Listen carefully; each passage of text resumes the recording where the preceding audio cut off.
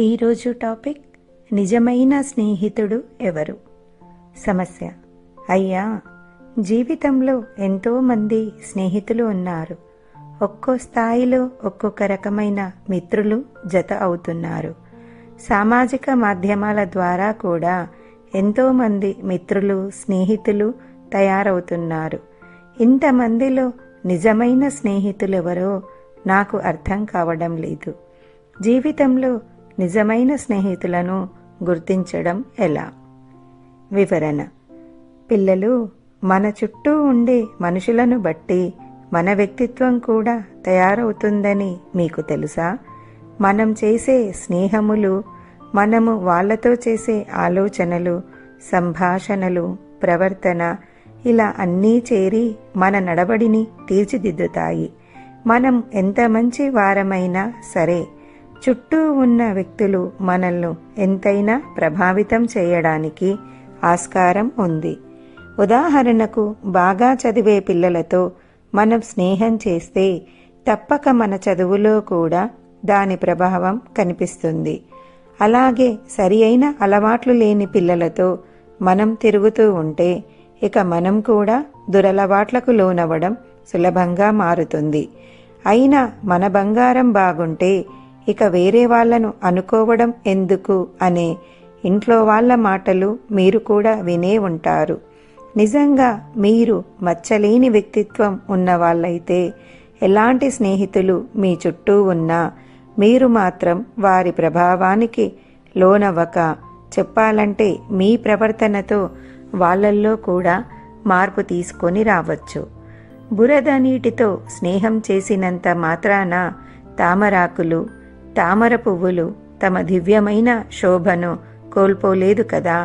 మీరు చూసే ఉంటారు, చెరువులో తామర పువ్వులు బురద నీటిని కాసింత కూడా తమకు అంటకుండా చాలా స్వచ్ఛంగా ఉంటాయి. కానీ నిజ జీవితంలో మనల్ని చుట్టి ఉన్న చెడ్డ సన్నిహితులతో మట్టిలో మాణిక్యంలాగా భాసించడం దుర్లభమే అని చెప్పాలి. ఎందుకంటే లోకంలో అన్నింటికీ మూలం మనం చేసే స్నేహములు మాత్రమే. అయినా తామరాకు మీది నీటి బిందువులా వాటిని మన మనసుకు అంటనీయకుండా ఉండాలి. శంకరుల వారు భజగోవింద శ్లోకములలో చెప్తారు: సత్సంగత్వే నిస్సంగత్వం, నిస్సంగత్వే నిర్మోహత్వం, నిర్మోహత్వే నిశ్చలతత్వం, నిశ్చలతత్వే జీవన్ముక్తి. ఎవరికైనా జీవిత గమ్యములను సాధించాలంటే సజ్జన సాంగత్యం అవసరం. మోక్షం రావాలన్నా సరే అంతకు ముందుగా మంచి వారి సంగమం ఉండాలి. అంటే మంచి స్నేహం, మంచి ఆలోచన చేసే బృందం అన్నమాట. సద్గుణములు కలిగి పరమాత్మతో సంఘం కలవారి సాంగత్యం మనకు శుభములను కలిగిస్తుంది. స్నేహితులు ఎంతమంది ఉన్నా నిజమైన స్నేహితులు ఒక్కరో ఇద్దరో ఉంటారు. కాని వారిని గుర్తించడం ఎలా? ఒకరు మీకు నిజంగా మిత్రుడైతే అతనితో నిర్మోహమాటంగా ఉంటూ కూడా అతడి స్నేహానురాగాలు కోల్పోకుండా ఉండగలగాలి. ఇప్పుడు మీకున్న స్నేహాలన్నీ కేవలం స్నేహితులిద్దరూ పరస్పరం అంగీకరించే విషయాల మీద, సమానమైన అభిరుచుల మీద, ఇష్టాల మీద ఆధారపడి ఉన్నాయి. కానీ మీ ఇద్దరికి యాపిల్కి నారింజకు మధ్య ఉన్నంత భేదం ఉన్నా కూడా మీరు మంచి మిత్రులుగానే ఉండవచ్చు. నిజమైన స్నేహితుడంటే నువ్వు ఎంత పనికి మాలిన వాడివో నీ మొహాన్నే చెప్పగల ధైర్యం చూపుతూనే నిన్ను ప్రేమించి ఆదరించేవాడు. నీ లోపాలను, తప్పులను నీకు మాత్రమే తెలియచెప్తూ నిన్ను ధర్మపదంలో నడిపించేవాడు. సృష్టిలో తీయనిది స్నేహమే అన్నారు. ఇందుమూలంగా ప్రేమకు కూడా దక్కని గౌరవం స్నేహానికి దక్కింది. స్నేహితుడంటే ఎవరు అని అడిగిన ప్రశ్నకు ప్రముఖ తత్వవేత్త అరిస్టాటిల్ 2 వేర్వేరు శరీరాల్లో నివసించే ఒకే ఆత్మ అని జవాబిచ్చాడు. స్నేహానికి, నిజమైన స్నేహితులకి ఇంతటి ఉదాత్తత ఉంది మరి. పాపాన్ని వారయతి యోజయతే హితాయ, గుహ్యం చ గుహతి గుణాన్ ప్రకటీకరోతి, ఆపద్గతం చ నా జహాతి దదాతి కాలే, సన్మిత్రలక్షణమిదం ప్రవదంతి సంతః అన్నారు భర్తృహరి తమ సుభాషితాలలో. మంచి స్నేహితుడు తన స్నేహితుని చెడు పనులు, పాపపు పనులు చెయ్యనీయకుండా ఆపుతాడు. మంచి పనులు చేసేలా ప్రేరేపిస్తాడు. తన స్నేహితుని రహస్యాలను కాపాడుతాడు. దుర్గుణాలను సరిచేస్తాడు. అతనిలోని మంచి గుణాలను 10 మందికి తెలిసేలా చేస్తాడు. ఆపదలలో వదిలిపెట్టడు. సకాలంలో సహాయం చేస్తాడు. ఇవి మంచి స్నేహితుల లక్షణములు. ఈ ప్రపంచంలో ప్రతి ఒక్కరూ ఏదో ఒక రూపంలో స్నేహితులను కలిగే ఉంటారు. అందుకే నిజమైన స్నేహితులు లేకపోవడం అనేది అత్యంత దురదృష్టకరమైన విషయం అంటారు. అదో శాపం. కొంతమంది స్నేహితులు మనం సుఖాల వెలుగులో ఉన్నప్పుడు మన నీడలా వెన్నంటే ఉంటారు.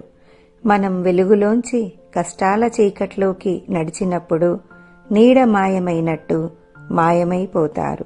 వీరు వారి అవసరాల నిమిత్తం మనతో స్నేహం చేసిన వారే. పని ఉన్నప్పుడే మాట్లాడడం, అవసరం ఉన్నప్పుడే కలవడం చేస్తూ ఉంటారు. ప్రపంచమంతా నిన్నొదిలేసి నీకు దూరంగా వెళ్ళిపోయినప్పుడు నీ దగ్గరికి వచ్చేవాడే నిజమైన స్నేహితుడు అన్నాడొక మహానుభావుడు. స్నేహితుడు సమస్యల్లో ఉన్నప్పుడు మనం ఆ సమస్యను తీర్చగలిగిన స్థితిలో లేకపోయినా తోడుగా ఉండి ధైర్యాన్ని కలగజేయవచ్చు. ఆ తోడు ఒక చీకటి గుహలో చిరుదీపం లాంటిది. గుహ మొత్తంలో ఏముందో ఆ దీపం చూపించలేకపోయినా తరువాతి అడుగు ఎలా వేయాలనే ఆత్మవిశ్వాసాన్ని కలగచేస్తుంది. అది చాలు. సమస్యల్ని సాధించే సహాయాన్ని అందించాలి. వీలైతే ఎక్స్ట్రా మైల్ నడవగలగాలి. నా కోసం ఏమైనా చేస్తాడు అనే విశ్వాసాన్ని కలగచేయాలి. అవసరమైనప్పుడు వీరి మీద ఆధారపడవచ్చు అనే భరోసా ఇవ్వగలగాలి. ప్రేరణ మంత్రం. Tell me your company, I shall tell what you are. స్ఫూర్తి. పిల్లలు, మీ అందరికీ తెలుసును కదా మహాభారత కథ. అందులో పాండవులెప్పుడూ కూడా వదలక పట్టిందెవర్ని చెప్పండి? ఇంకెవరు? శ్రీకృష్ణుడు కదా. జీవితంలో ఎట్టి సుఖాలలో అయినా దుఃఖాలలో ఉన్నా, ఎన్ని కష్టాలు వచ్చినా, కన్నీరు కార్చినా వాళ్ళు మాత్రం శ్రీకృష్ణుణ్ణి విడవలేదు. ఆయన కూడా అంతే ప్రేమతో, దయతో సదా వారిని కాపాడుకుంటూ నిజమైన స్నేహితుడిలా చివరిదాకా వాళ్ళ తోడు నీడగా ఉన్నాడు. భగవంతుణ్ణే వాళ్ళు స్నేహితుడిగా చేసుకున్నందుకు వాళ్లకు అన్నింటా విజయమే వరించింది.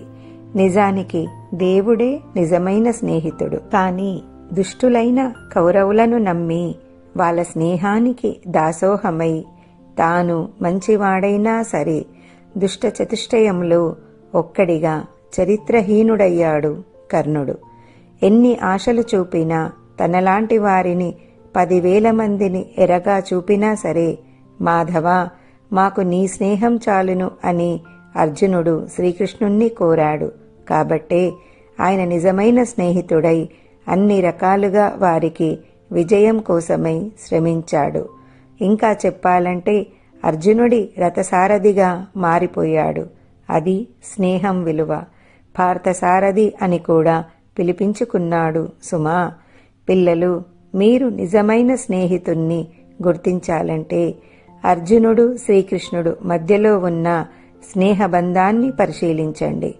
తప్పక మీ చుట్టూ ఉన్న వాళ్లలో ఎవరు నిజమైన స్నేహితుడో తెలుస్తుంది.